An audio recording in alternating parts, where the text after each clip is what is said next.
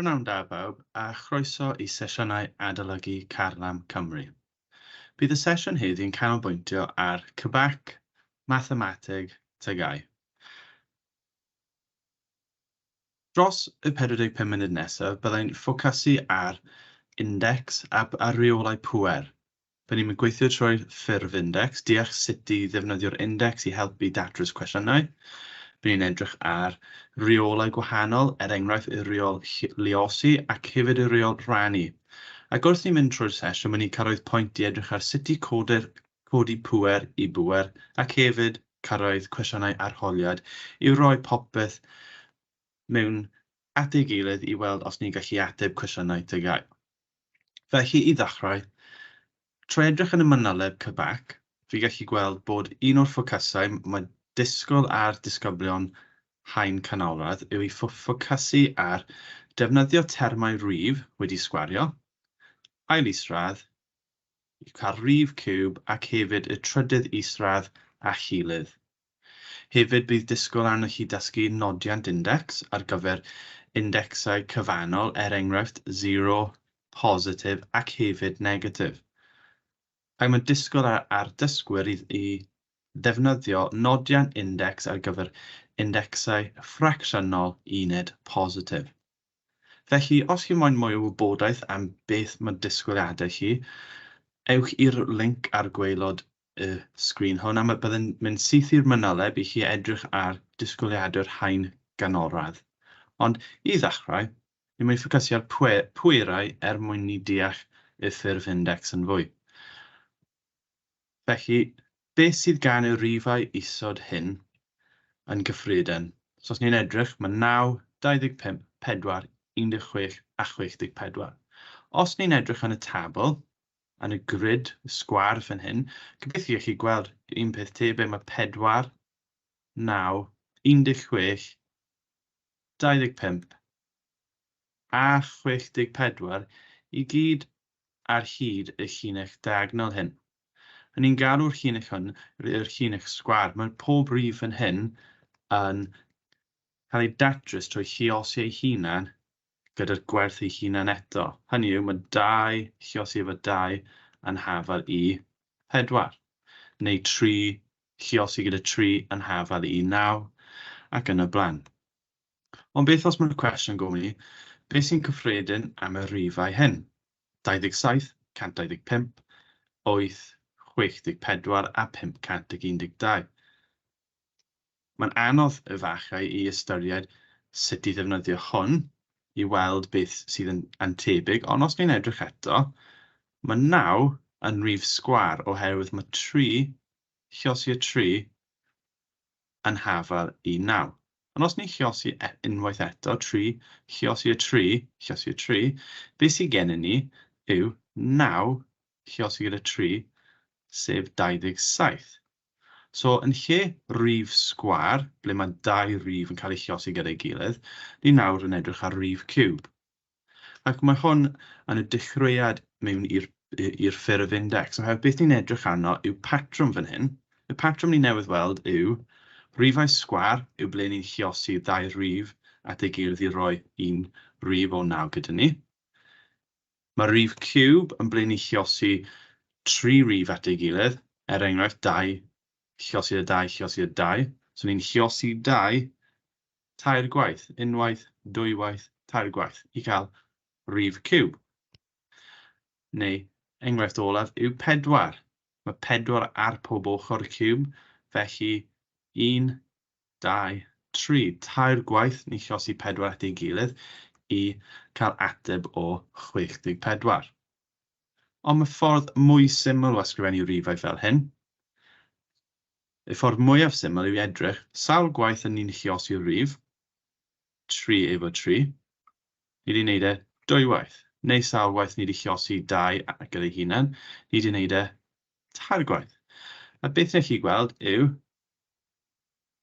ffurf index, ble ni'n cael y rif sy'n cael ei lluosi gyda'i hunan, a ni'n rhoi'r pŵer, mae pŵer yn gwerth sawl gwaith ni'n lluosi'r rif efo, sef 3 i bŵer 2.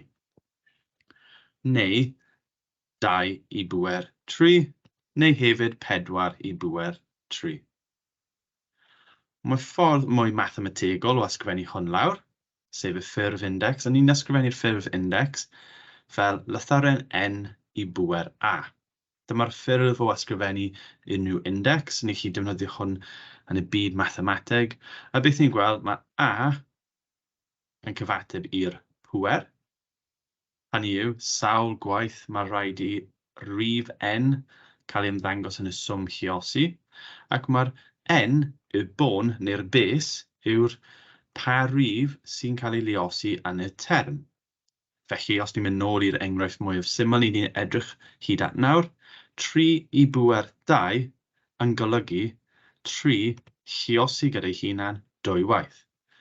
Os ni'n cael 3 i bŵer gwahanol, enghraifft 7, mae hyn yn golygu 3 lluosi gyda'i hunan sawl gwaith. Ni'n gallu gwirio bod 1, 2, 3, 4, 5, 6, 7 fan hyn.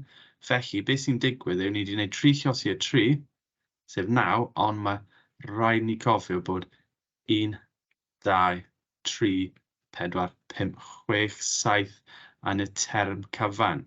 Felly, bydd 9 nid yr ateb, mae rhaid ni sicrhau bod ni'n parhau gweithio trwy. Felly, wneud chi gweld bod rifau hyn yn mynd i tyfu ac tyfu wrth i'r pŵer cynyddu. Y ffurf index.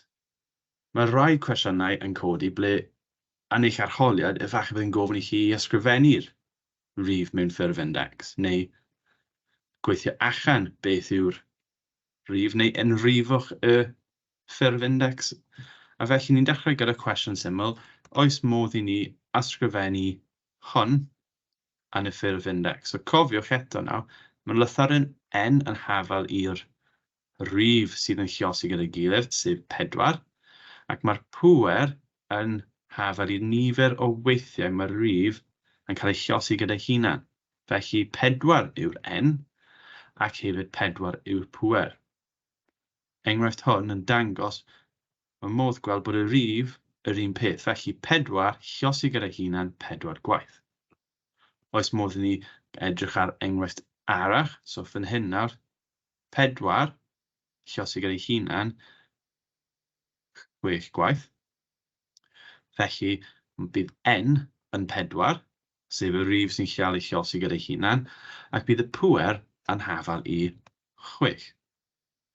Enghraifft olaf nawr, ni wedi newid i 6 lluosi gyda'i hunan sawl gwaith, sef 4 gwaith, ac mae'r pŵer yn mynd i bod yn hafal i pŵer o 4. Felly 6 lluosi gyda 4. Yn eich edrych, mae'r enghraifftau hyn edrych yn tebyg, 4 i bŵer 6, neu 6 i bŵer 4, ond sylweddoli bod pob un yn golygu swm hollol gwahanol. So mae rhaid dysgu bod y lythyren n yn cyfateb i'r rif sy'n cael ei lluosi gyda'i hunan, ac a yw'r pŵer, sef sawl gwaith mae'r rif yn cael ei lluosi gyda'i hunan. Mae'r cwestiynau gallu mynd yn fwy cymhleth, ble maen nhw'n rhoi mwy nag un rif yn y swm, ac bydd disgwyl i chi eto datrys hyn. Cofiwch i gasglu'r termau tebyg, o rifau tebyg yn yr achos hyn. Enghraifft, so mae 4 gennym ni, so ffocysu ar y 4, ac hefyd mae rifau 6 gennym ni, felly ffocysu ar 6 yn ail. So 4 lluosi efo 4 gwaith, felly mae n yn hafal i 4 ac mae'r pŵer o 4. Yn ail, mae 6 lluosi gyda'i hunan 3 gwaith yn rhoi ateb o 4 i bŵer 4 lluosi gyda 6 i bŵer 3. Mae'r ail enghraifft sydd gen i yw'r 3s a 8s. Ond sylweddoli does dim angen i'r cwestiwn cael y 3 ar bwys ei gilydd. Mae cyfres o 3 ar dechrau ar diwedd y swm. Felly, cyfri nhw. Mae 6-3 yn lluosi gyda'i hunan, felly bydd ni'n chwilio am 3 i bŵer 6, ac dim ond 2 8 sy'n lluosi gyda'i hunan. Felly, 3 i bwer 6, lluosi gyda 8 i bwer 2. Felly, ni nawr yn hapus gyda ysgrifennu rifau mewn y ffurf index, ond hefyd mae cwestiynau TGAU yn gofyn i ni gweithio nôl. Hynny yw, oes modd i ni ysgrifennu'r sym hyn heb y bwer. Beth mae hyn yn golygu yw i tynnu'r ffurf index i ffwrdd trwy ysgrifennu'r swm yn llawn. Ac i wneud hyn, dechrau gyda'r pŵer, sef A, felly yn yr enghraifft hyn, 4. So mae'n disgwyl bod 4 rif yn cael ei lluosi gyda'i hunan, ac n yn cyfateb i'r rif o 9. Felly, bydd ni'n disgwyl gweld 9 lluosi gyda'i hunan 4 gwaith, sef 1, 2, 3, 4. Mae'r ail enghraifft yn un tebyg eto, ond tro hyn gweld bod yna 2 par o rifau. Felly ni'n sicrhau bod ni'n hapus bod 7 ac 8 yw'r 2 rif sy'n mynd i bod yn y llinell. Sawl 7 sy'n mynd i bod yn ateb ni? Wel, mae'r pŵer yn 2, felly bydd ni'n disgwyl 7 lluosi gyda 7. Yn ail, bydd ni'n disgwyl hefyd gweld 8 lluosi gyda 8. Felly ni chi cyfri'r termau, bydd 2 term 7 ac hefyd 2 term 8. So, ni wedi gweld 2 ffurf o wneud hyn, sef ysgrifennu heb y bwerau, ac ni hefyd wedi defnyddio'r rifau i roi nhw mewn y ffurf index. Os ni'n edrych ar cwestiwn TGAU diweddar, ni'n gallu gweld o 2016, cwestiwn ar dechrau'r papur yn gofyn i berson gweithio allan 3 i bwer 3 tynnu 2 i bwer 4. Felly, sut i ddatrys hyn? Os chi'n gweithio trwy hyn, croeso chi gwasgu pause, wedyn dod nôl i weld yr ateb. I ddechrau, ffordd gorau efallai yw i dorri'r cwestiwn mewn hanner a ffocysu ar y ffurf index gyntaf, datrys ochr hyn, wedyn ffocysu ar y ail ffurf index, datrys yr ochr dde ac wedyn tynnu'r atebion. Felly, mae 3 i bwer 3 yn cyfateb i 3 lluosi gyda'i hunan. Felly mae cyfanswm o 3 lluosi gyda 3 gyda ni.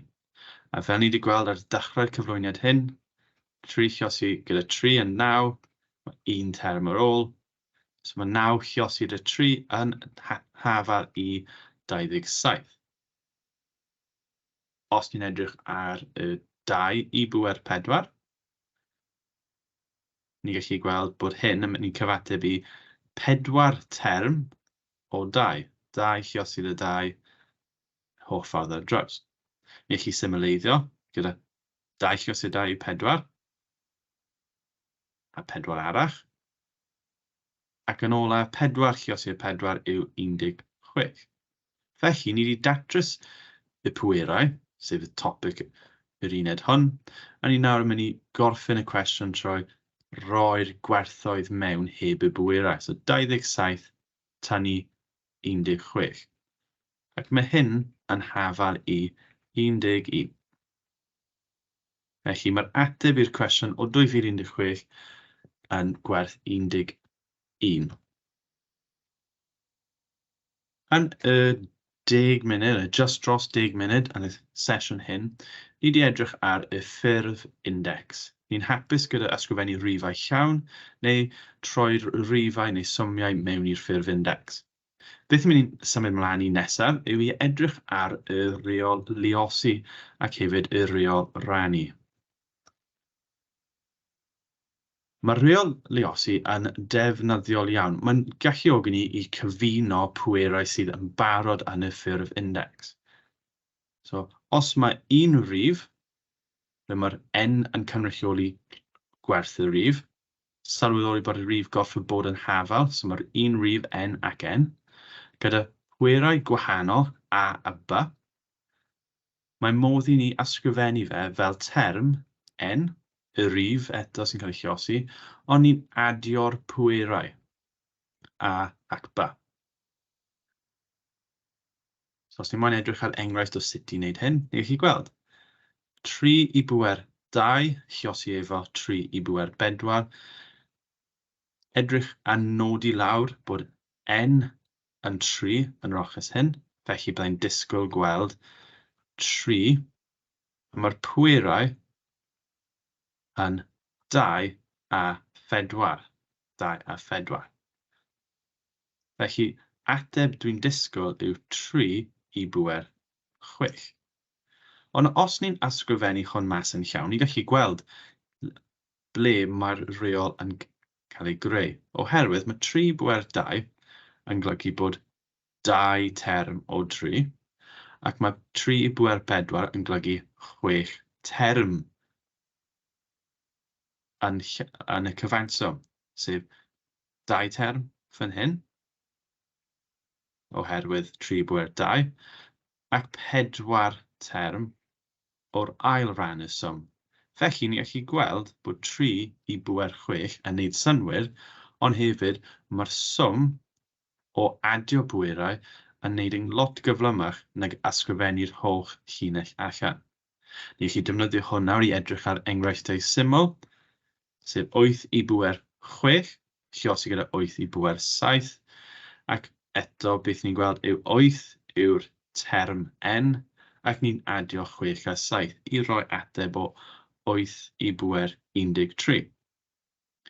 Ond, pethau sy'n gallu gwneud hwn yn anodd yw beth os mae 8 i bwer -6 a 8 i bwer 7. Wel eto, ni'n adio, ond ni'n ceisio cofio'r reolau o adio gyda rif negatif. Felly, os ni'n adio gyda rif negatif, ni'n tannu. Felly, 8 i bwer -6 adio 7 yw 7 tannu 6, sef 1. Felly, mae'r ateb yn 8 i bwer 1. Beth os mae'r swm yn newid? Fel hyn, 8 i bwer 6, chiosi 8 i bwer -7. Ni'n defnyddio'r reol unwaith eto, ond ni'n just cofio bod y term minus neu tynnu 7 gallu ymddangos. Felly, mae'r ateb yn 8 i bwer -1. Ac mae hyn yn y reol luosi. Os ni'n edrych ar y reol rannu nesaf, wedyn bydd cyfle i ni wneud cwpl o gwestiynau i weld sut maen nhw'n gwahanol. Mae'r reol rannu yn tebyg iawn, ond yn lle adio termau, ni'n tynnu termau. So fan hyn bydd angen i ni bod lot mwy ofalus os ni'n tynnu rif negatif. Cos cofiwch beth bydd ni'n digwydd os mae hi'n tynnu rif negatif, bydd rhaid ni sicrhau bod ni'n adio'r term. Ond, os ni'n edrych ar sut mae'r reol yn codi, nes i edrych ar enghraifft gyda rifau 3 eto. Sylweddoli patrwm fi'n defnyddio lot o 3s yn y sesiwn hyn. Felly 3 pwer 4, rannu gyda 3 pwer 2, yn tebyg i ysgrifennu'r termau mas i gyd. Mae 3 yn chiosi ar y top 4 gwaith. 1, 2, 3, 4. Ac ar y gwaelod, dyna ni'n gweld 2 term. Os ni'n cofio reolau mas, ni'n gallu croesi allan termau tebyg fan hyn, oherwydd mae 3 dros 3 yn haflu 1. Felly, beth dylai fod ar ôl yw 2 term o 3, sef ateb o 3 i bwer 2. A ni gallu gweld, yn lle wneud yr holl swm, mae'r reol o tynnu gwerthoedd yn rhoi ateb gywir i ni. Ni gallu defnyddio hwnna i edrych ar cwpl o enghreifftiau. Er enghraifft, 7 i bwer 5, rannu gyda 7 i bwer 3. Os chi ddim yn teimlo'n hyderus eto, croeso chi gwasgu pause, gweithio trwy ysgrifennu'r holl termau mas ac wedyn gweld eich ateb o dod nôl. Os ni'n barod, bydd ni'n mynd syth mewn i'r cwestiwn. I ddechrau'r cwestiwn, fi'n mynd i dechrau trwy wneud pob term ac wedyn ni'n mynd i edrych ar y ffurf index i weld dylai fod yr atebion dod allan i'r un peth. Felly, 7 i pŵer 5 yw 5 term o 7. So 1, 2, 3, 4. 5 rhannu efo 3 term o 7 ar y gwaelod. Felly, croesi allan y termau tebyg fan hyn, a beth sydd ar ôl yw 7 lluosi gyda 7, sef 7 i bŵer 2. Yr ail dull, y dull ni'n gobeithio i ddefnyddio pob tro, yw i gofio bod ni'n just tannu'r pwerau, sef 5 minus 3. Ac mae hyn yn cyfateb i 7 i bŵer 2. Mae 5 tannu 3 yn hafal i 2. Felly enghraifft syml. Yr ail enghraifft fi eisiau gwneud yw 7 i bŵer 5, ond lluosi efo 7 tro hyn, i bŵer 3. So unwaith eto, y dull gyntaf yw just i ysgrifennu pob term allan.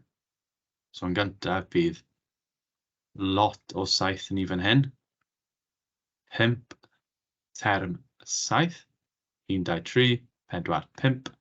Dyna'r term gyntaf, ac mae'r ail term yn 7 i bŵer 3, so 1, 2, 3.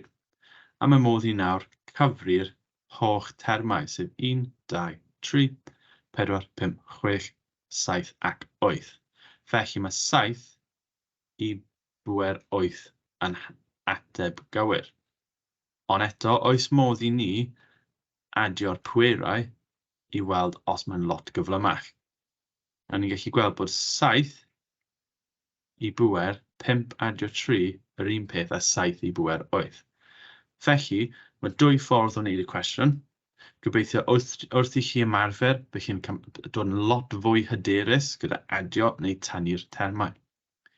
Mae'r ail enghraifft gallu edrych fel hyn, heb rifau, ond cofiwch bod y reol ar gyfer hyn yw just i gofio bod y bôn, y base, n, yn just term sydd yn hafal. Felly, a ac a yr un term.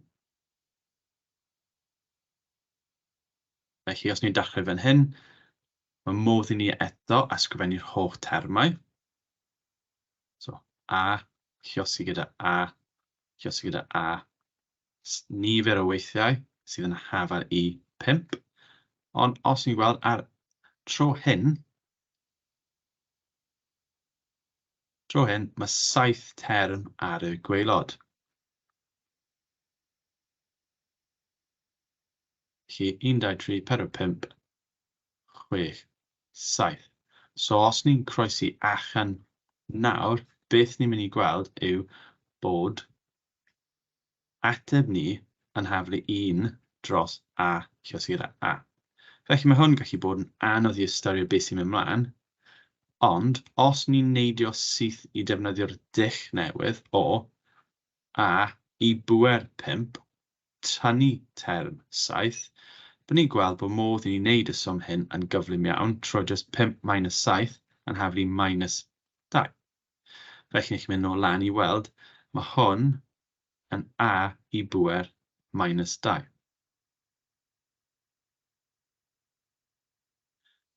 Beth am cwestiynau sy'n gofyn i ni codi pŵer i bŵer?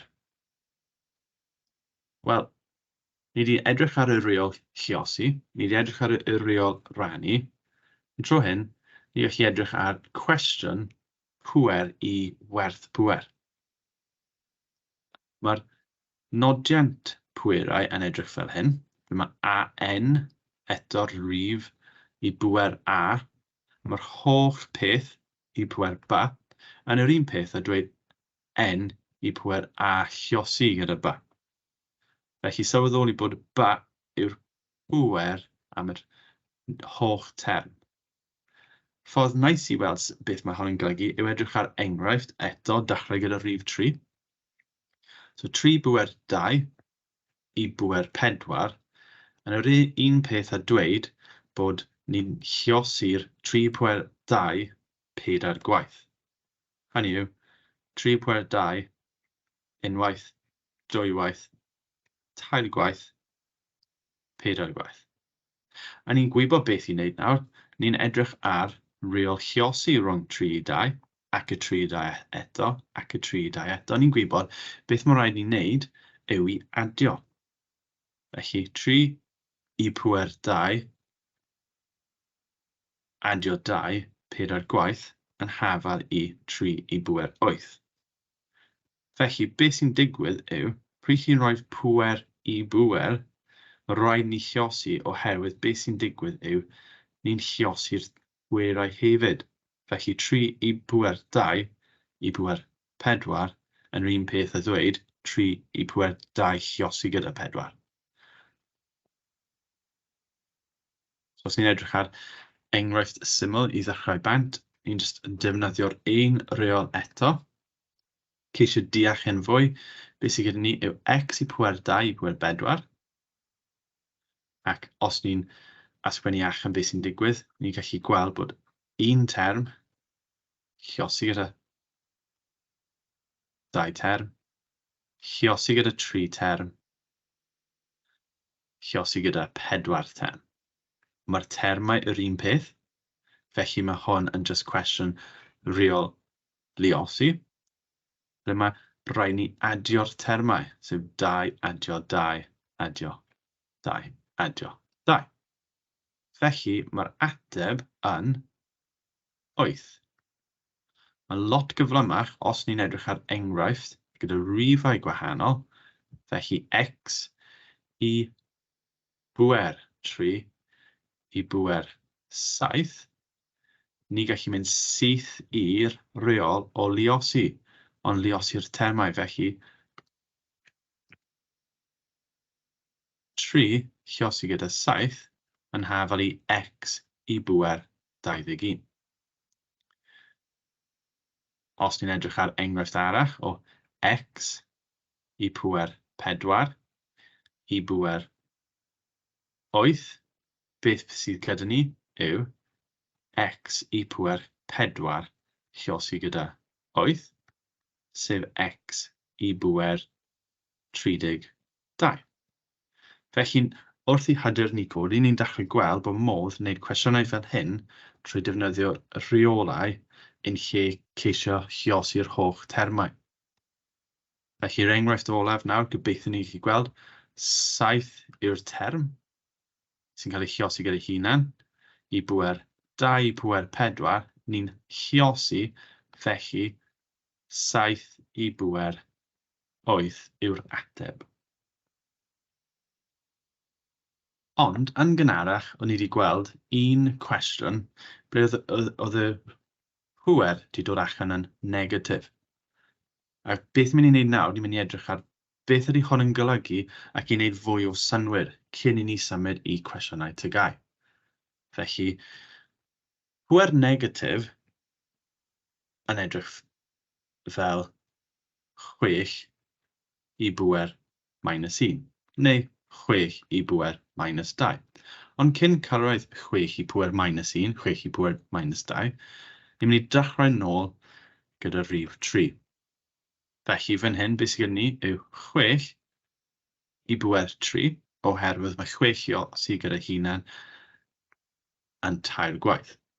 Ond os ni'n dechrau lleihau'r gwerthoedd, edrych beth sy'n digwydd fan hyn, ni'n lleihau trwy rannu gyda 6 i cael gwared ar un o'r termau.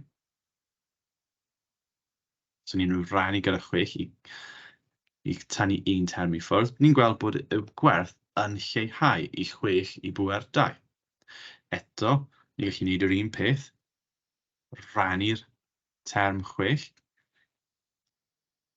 mwyn symud lawr, a ni'n dechrau gweld patrwm yn ymddangos.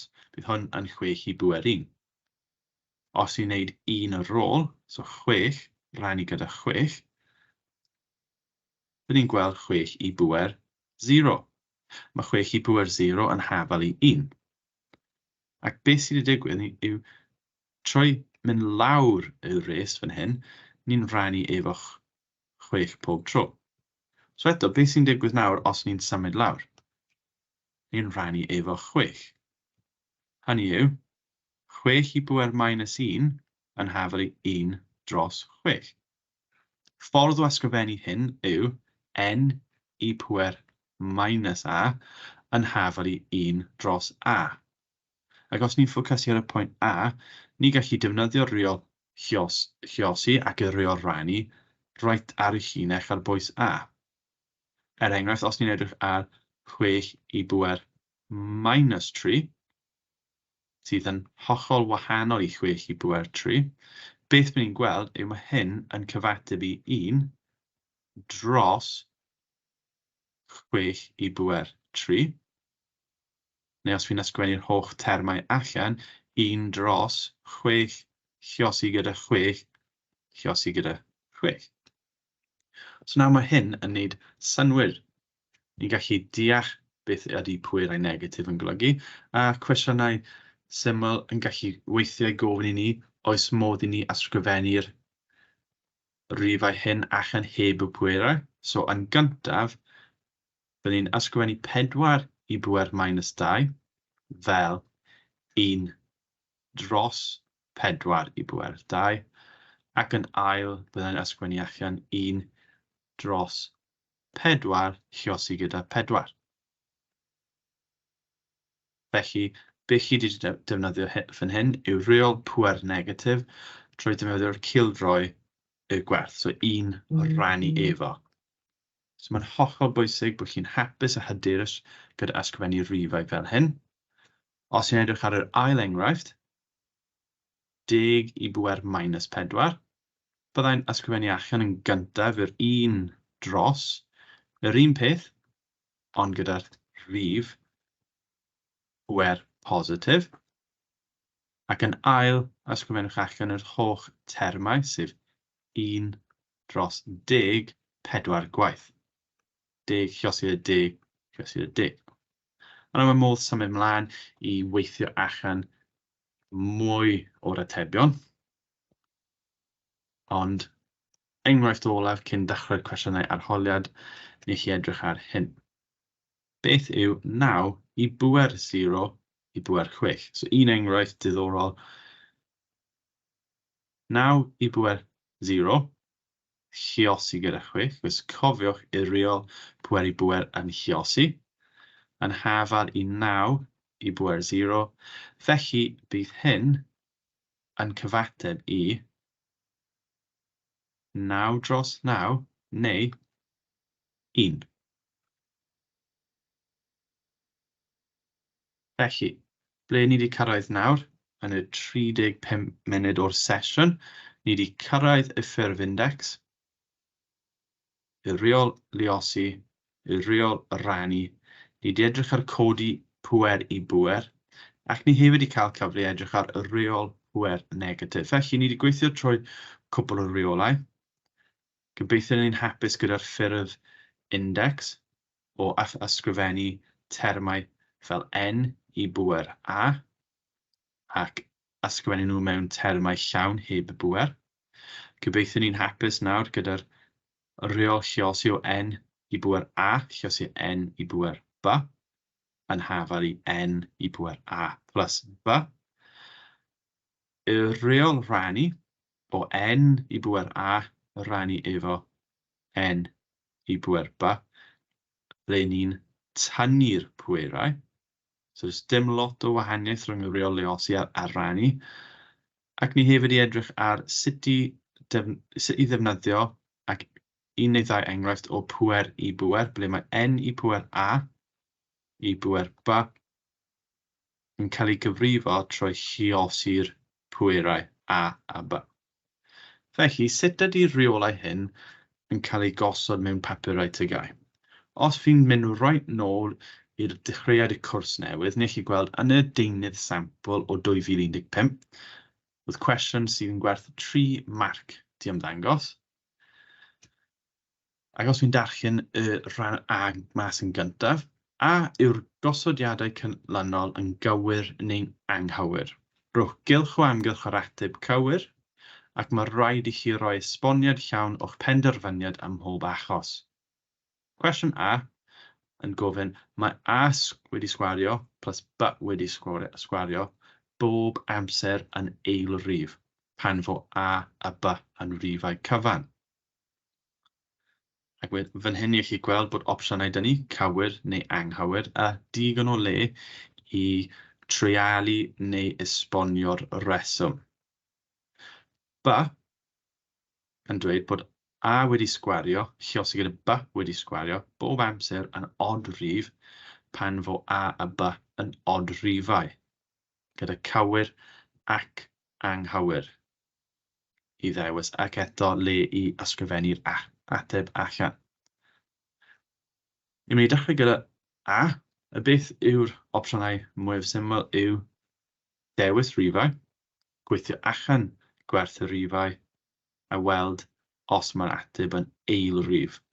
Felly mae'n profi fan hyn, eilrif ac odrif, ydy'n gweithio gyda'r rifau gyntaf. Mae'r rifau mwyaf syml yw 1, 2, 3, 4, felly dechrau gyda rifau lleiaf i helpu allan. Os ni'n gosod gwerth A i fod yn 2, ac ni'n dweud bod gwerth B yn hafal i 3, mae hyn yn yr un peth yn i ddweud bod 2 wedi sgwario, adio 3 wedi sgwario yn hafal i eilrif neu odrif, dibynnu os mae hyn yn cywir neu anghywir. A ni'n gallu ysgrifennu'r termau allan, ni'n deall sut i ddefnyddio pwerau a'r nodion index.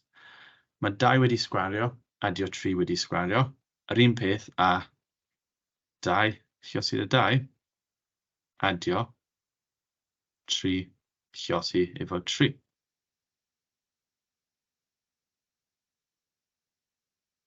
Yr ail cam yw i weithio mas y termau, felly 4 adio 9 yn hafal i 13.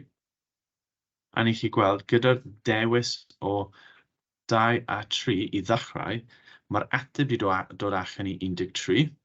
Mae 13 yn odd rif, felly bydd rhaid i ni roi cylch o amgylch anghywir.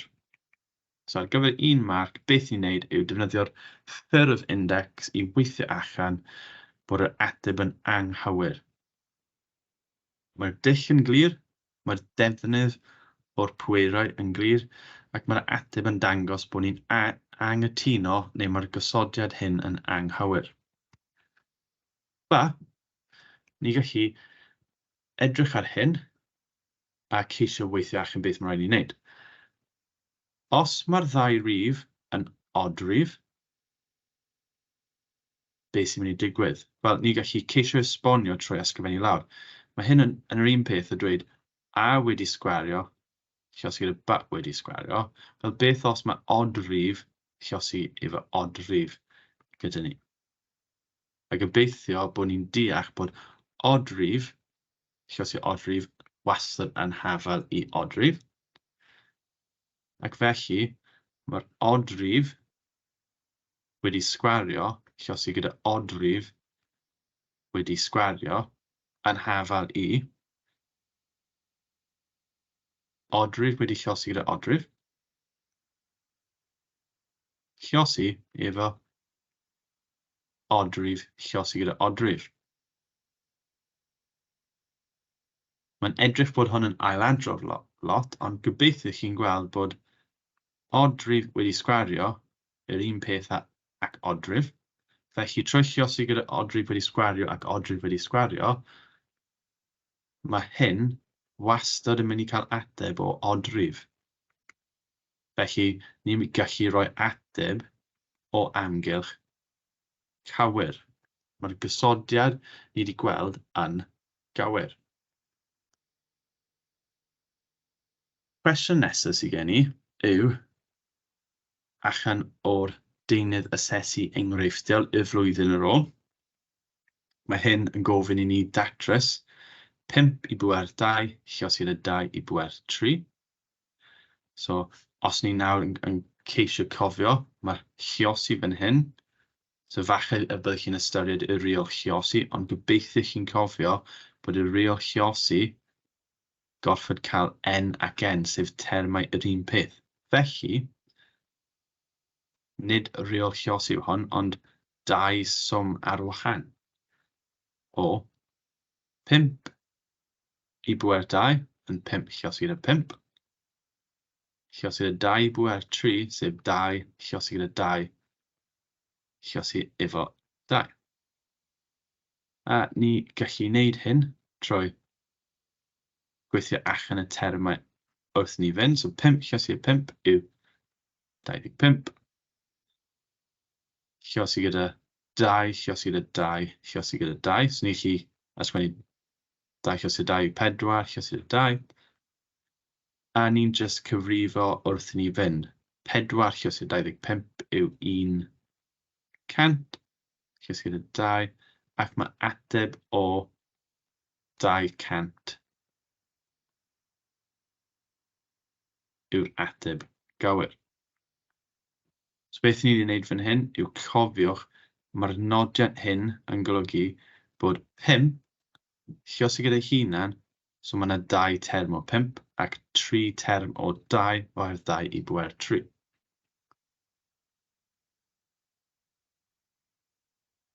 Os ni'n edrych ar y flwyddyn yr os, so fi wedi heb newid y dyddiad fan hyn, ond 2016, oes modd i ni ysgrifennu pwer 2 i bwer -3 fel ffracsiwn ar ei ffurf symlaf. Felly, yn gyntaf, cofiwch pwerau negatif yn gallu cael ei ysgrifennu fel pwerau positif os ni'n gwneud y cildroi, sef 1 dros 2 i bwer 3. Ac wedyn mae'r ail cam yw just i ganolbwyntio ar y 2 i bwer 3, sef 2 tair gwaith. Felly, beth sydd gen ni nawr yw 1 dros 2 lluosi gyda 2 lluosi gyda 2, sef 8. Mae'r ffracsiwn sydd ar ei ffurf symlaf yw 1 dros 8.